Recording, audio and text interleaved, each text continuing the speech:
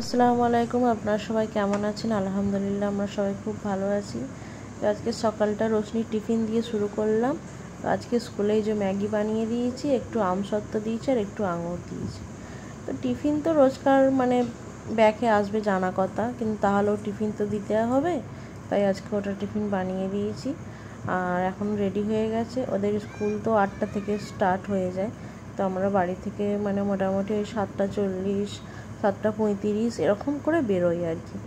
আজকে আমি যাব না, ওর আব্বুই যাবে দিয়ে আসতে, আমি আজকে যাব না।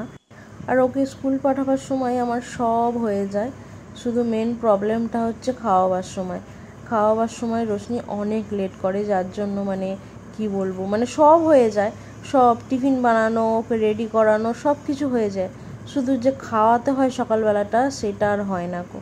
তো রোশনি চলে যাওয়ার পরে সজনে পাতা তুলে আনলাম, সামনেই গাছ ছিল, ওখান থেকে সজনে পাতা তুলে এনেছি। এখন সজনে শাক ভাজা হবে। সজনে শাক কারা কারা খেতে ভালোবাসো অবশ্যই জানাবে। তো অনেকটাই এনেছি, অ্যাকচুয়ালি ভেজে তো কমে যায়, ওই জন্য অনেকটাই এনেছি। আবার একটু পাকা পাকাও পাতা আছে, তো ওই জন্য একটু কচি কচি দেখে বেছে নেবো, আর বাকিটা ফেলে দেবো। তো অনেকটাই হবে আর কি, কিন্তু ভেজে তো কমে যায় আর কি, সেই জন্য একটু বেশি করেই এনেছি, দেখা যাক কতটা কি হয়। তো আজকে হচ্ছে মাছ রান্না হবে আর দেখালামই তো যে সজনে শাক ভাজা হবে। তো মাছ রান্না হবে। মাছ কিন্তু আমার অতটা প্রিয় নয়, মাছ আমার ভালো লাগে না, মাছের থেকে আমি শুধু আলু সিদ্ধ ডাল ভাত খাবো, তাও আচ্ছা, আমাকে মাছ অতটা ভালো লাগে না খেতে। আর এদিকে হচ্ছে ডাঁটা দিয়ে মাছটা হবে, আর হচ্ছে মোচা চচ্চড়ি কার কার ভালো লাগে জানাবেন। ডাঁটা দিয়ে মাছ এই গরমে খুবই ঠান্ডা তরকারি, একদম পেটের জন্য খুবই ভালো। তো রান্না বান্না করে এখন অনেকটা পরে এই যে গোসল টোসল সব হয়ে গেছে, এখন একটু যে ঠান্ডা পানি খাবো। আর এই যে এখন কার কার ফ্রিজে আমে ভর্তি, এখন সবারই কম বেশি সবারই ফ্রিজে আমে ভর্তি, আমের সিজন যেহেতু চলছে, আম লিচু এখন ফ্রিজে সবার ঠাসা। তো আমাদেরও ফ্রিজে স্টোর হয়ে গেছে আম আর কি।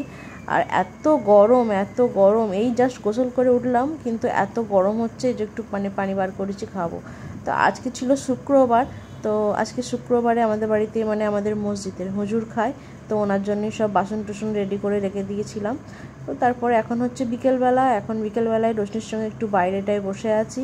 আর এটা হয়তো আপনারা দেখে ভাবছেন যে আম মাখা বা আলু মাখা, কিন্তু না, ও একটা কাঁচা আলু নিয়ে আমাকে বলছে কেটে দাও, আমি রান্না করব। তো আমি কুচিয়ে দিলাম, দেবার পরে ও রান্নাঘরে গিয়ে লঙ্কা হলুদ মাখিয়ে নিয়ে এসে আমাকে বলছে, মা নাও আলু মাখা খাও।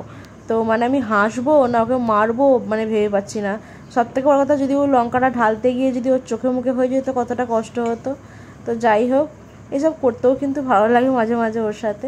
তো আজকে সন্ধ্যের টিফিন হচ্ছে ডিম টোস্ট আর চা, এই যে করে রেখেছি, ওর আব্বু আসবে, এলে দেবো, আমাদের খাওয়া হয়ে গেছে।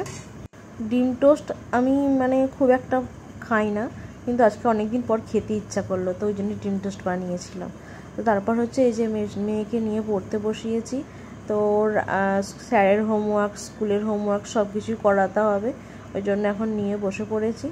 আর একে পড়িয়ে নিয়ে উঠে এবার রুটি করব, তারপর খাওয়া দাওয়া করবো, ব্যাস আজকের মতো দিনটা শেষ হয়ে গেল আর কি।